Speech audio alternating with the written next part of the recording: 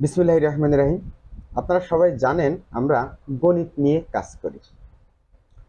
তো এই গণিতের কিছু ভাষা আছে, যেমন শরীয়তের ভাষা, বৈজ্ঞানিক ভাষা, ঠিক কোরআনের ভাষা।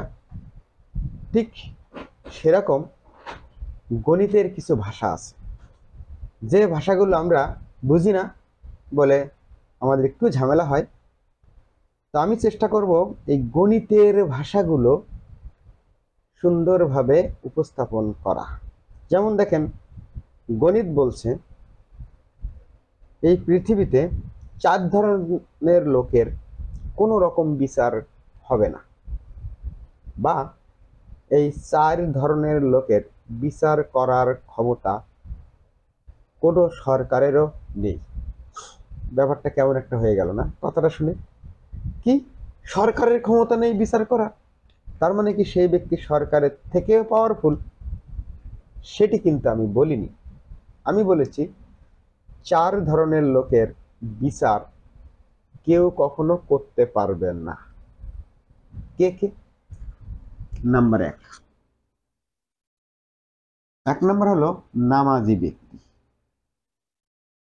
যে ব্যক্তি আল্লাহর ভয়ে 5 ওয়াক্ত নামাজ পড়ে, সেই ব্যক্তির বিচার করার ক্ষমতা কারোর নেই।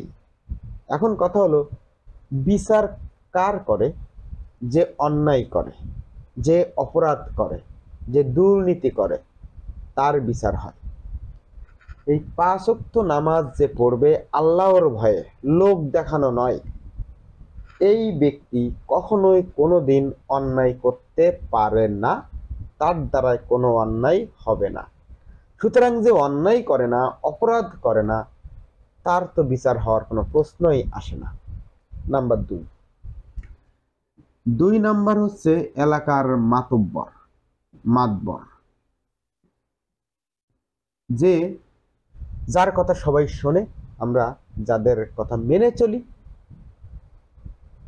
সে যখন বিচার করে, নিরপেক্ষভাবে বিচার যদি করে, তাহলে তার কোনো অপরাধ নেই, এবং এই মাতব্বরকে কিন্তু সবাই ফলো করে।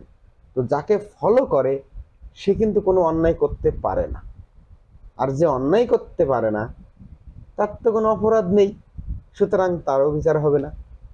নাম্বার 3 নাম্বার হচ্ছে ইমাম সাহেব। মসজিদের ইমাম, সে কিন্তু ওই মহল্লার বা ওই পাড়ার বা ওই মসজিদ রিলেটেড এরিয়ার সবচেয়ে গুরুত্বপূর্ণ এবং সবচেয়ে সম্মানীয় ব্যক্তি, এবং তার পিছনে মানুষ নামাজ পড়ে। সুতরাং এই ব্যক্তি কখনো কোনো অন্যায় কাজ করতে পারবে না, করা উচিত না।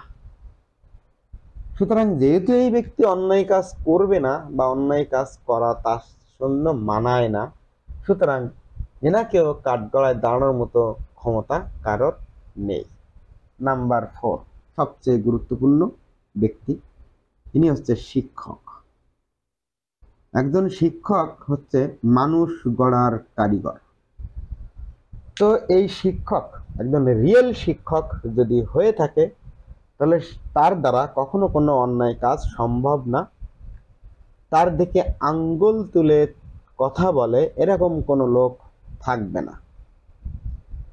এই ব্যক্তির দ্বারাও কোনো অন্যায় কাজ গ্রহণযোগ্য না, অন্যায় কাজ করা যাবে না, আর্থিক বলেন, বিভিন্ন বিষয়ে বলেন। সুতরাং আমরা দেখতে পাচ্ছি এই 4 প্রকারের ব্যক্তি কখনো কোনোদিন দুর্নীতি, 2 নম্বরই কোনো অন্যায় করতে পারবে না। সুতরাং এদের বিচার হওয়ার কোনো প্রশ্নই আসে না। ধন্যবাদ সবাইকে।